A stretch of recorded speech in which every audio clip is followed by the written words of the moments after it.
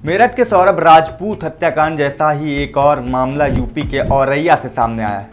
यह एक पत्नी ने अपने पति की हत्या की ऐसी खौफनाक साजिश रची कि जब उसका खुलासा हुआ तो पुलिस वाले भी हैरान रह गए। युवती ने अपनी मुंह दिखाई और अन्य रस्मों में इकट्ठे हुए पैसों से भाड़े के शूटर्स को अपने पति की सुपारी देकर उसकी हत्या करवा दी।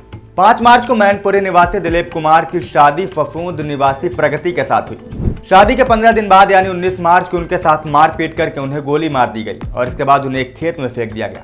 इसके बाद उनकी 2 दिन बाद मौत हो जाती है। पुलिस इस मामले की छानबीन करती है और उनकी जांच में जो कुछ भी निकल कर सामने आता है इससे एक बार फिर पूरा उत्तर प्रदेश दहल जाता है। चलिए आपको पहले पूरा मामला बता देते हैं। मामले की जांच में पुलिस ने सोमवार को सनसनीखेज खुलासा किया है। हत्या की साजिश युवक की पत्नी ने रची थी। उसने अपनी मुंह दिखाई और अन्य रस्मों में मिले रुपयों से शूटर्स को सुपारी दी और उनकी गोली मरवा कर हत्या करवा दी। और इस हत्याकांड में प्रगति का प्रेमी अनुराग भी शामिल था।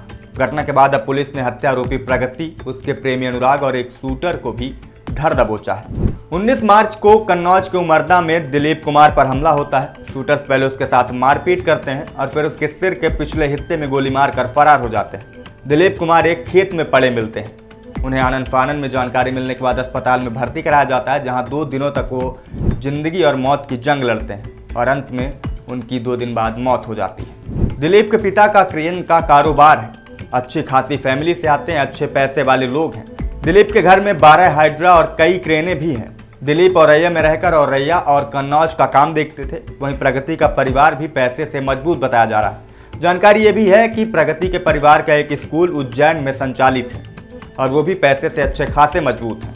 हत्या के मामले में पुलिस सीसीटीवी फुटेज खंगाल रही थी। इसी बीच सुपारी के रुपयों के लेन देन के लेकर पुलिस को एक सूचना मिलती है और फिर पुलिस हरपुरा में एक छापा मारती है, जहां से सहार थानाध्यक्ष पंकज मिश्रा और स्वाट टीम प्रभारी ने प्रगति को गिरफ्तार कर लिया।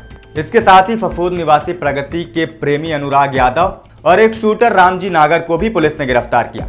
हत्या आरोपियों के पास से एक तमंचा, कुछ रुपए और अन्य सामान पुलिस ने बरामद किए। पूछताछ में प्रगति ने बताया कि उसके परिजनों को उसके प्रेम प्रसंग की जानकारी लग गई थी। इसके बाद परिजनों ने उसकी बड़ी बहन के देवर दिलीप के साथ उनकी शादी करवा दी। यह शादी प्रगति की मर्जी के खिलाफ हुई थी, यानी उसके भाई ने उसके प्रेम प्रसंग की जानकारी होने पर उसकी शादी करवा दी थी और प्रगति इसी बात से नाराज चल रही थी।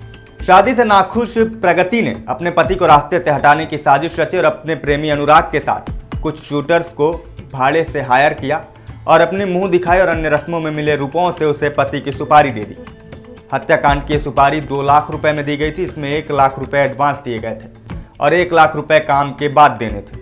हत्या वाले दिन उसने व्हाट्सएप कॉल पर अपने पति दिलीप की लोकेशन पूछी और फिर वही लोकेशन शूटर्स को बता दी।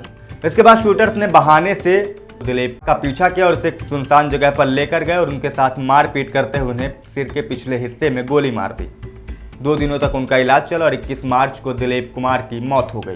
गिरफ्तार होने के बाद आरोपियों ने अपना जुर्म कबूल कर लिया है और पुलिस ने भी जिन आरोपियों को गिरफ्तार किए उन्हें जेल भेज दिया और अन्य आरोपियों की पुलिस तलाश कर रही है। लेकिन सवाल यह है कि कैसे एक के बाद एक ये घटनाक्रम दिखते जा रहे हैं। अलग अलग घटनाएं सामने आ रही, चाहे वो मेरठ का सौरभ हत्याकांड हो या फिर औरैया का दिलीप कुमार हत्याकांड।